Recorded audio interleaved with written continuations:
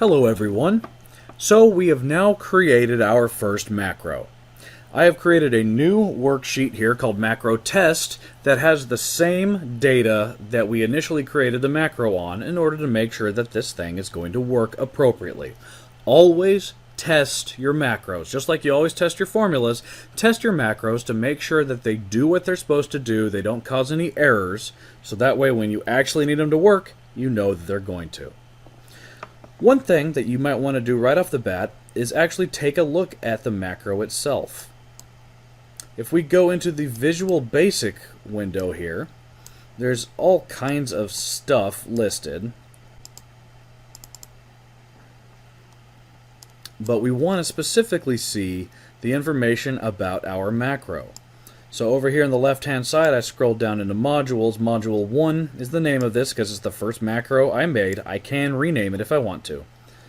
But in here, for anybody that likes to program, you can see the actual code that was created because of the macro that we generated.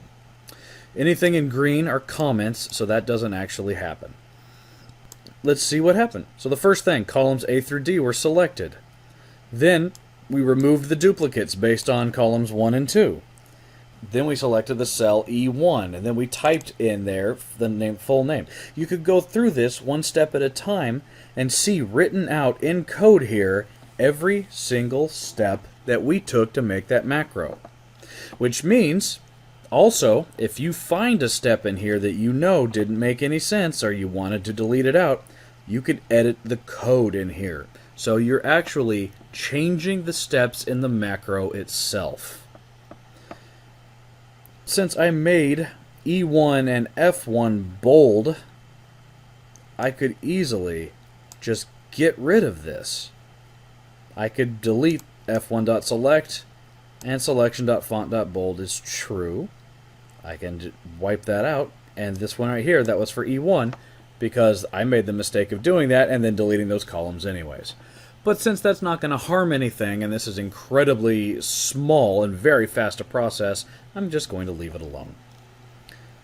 But notice, it's a lot faster to just record a macro than it is to type all this out, isn't it? But that's what a macro actually looks like. It is code. Let's close it down. Okay, so we can run that macro. If you remember, our key, our shortcut was Control-Shift-S, which is what I just pushed, and the only thing it didn't do was sort appropriately. So we might want to take a look at that and see why the sorting did not occur properly. But let's look at everything else. We know that there was only 1,000 rows of data that's supposed to be in all of that, and there we are. That part was done absolutely correctly. Why the sorting didn't happen, let's go back to into the code here and see. Oh, that's why it didn't happen. Look at this. If we look in the code, it's the worksheet called macro that was told to sort. So perhaps what I should have done instead was to find a different way to sort this instead of that. You will find Excel can be a little picky on some of the things. Like in this case, it wanted this the macro to be ran on this worksheet, not on this worksheet, for just that part. Notice everything else worked appropriately. So perhaps we could spend some time to figure out how to get the sort to work correctly, or since 90% of the work has already been done by the macro, it would be easy for me to come in and do that sort manually. Not ideal, of course, but that still saved us a lot of time compared to doing all of that at once. Our macro mostly worked. One more thing that you'll probably want to know about is, what if you don't want to remember a complicated key shortcut in order to do this? Wouldn't it be a lot easier to just click something in the ribbon like all the rest of this stuff? Well, yeah, a lot of times it is. Let me show you how you can do that. In any ribbon of your choice, you can actually edit what's displayed. So if this is a macro you're using all the time, maybe putting it in the home ribbon is the right way to go. I'm going to come over here to this blank space of the ribbon on the far right hand side, right click, and customize the quick access toolbar, or customize the ribbon. Let's try the ribbon itself. So in here we get all kinds of options of things that we can put in. To keep it simple, from this drop down up here, let's choose macros. And you'll see there are two things that start with solver. Those are built in for the solver function, and the macro that we just put in here.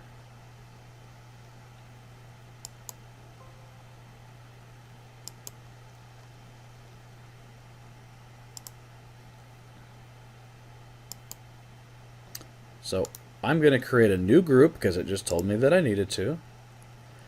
I'm going to call it macros, or in this case maybe my macros, and I can pick a symbol, whatever symbol makes me happy to kind of show what my macro is doing. Obviously we're using some older type of clip art here. We're nothing super fancy. I'd love to be able to use a GIF, but let's just use a nice thumbtack for now. Gonna hit OK. We're gonna add that macro now to my new group. Hit OK, and there it is. Instead of remembering the key shortcut, I can now just click that button and run it. It unsorted it for me, dang it. But as you can see, clicking that actually did make the macro run.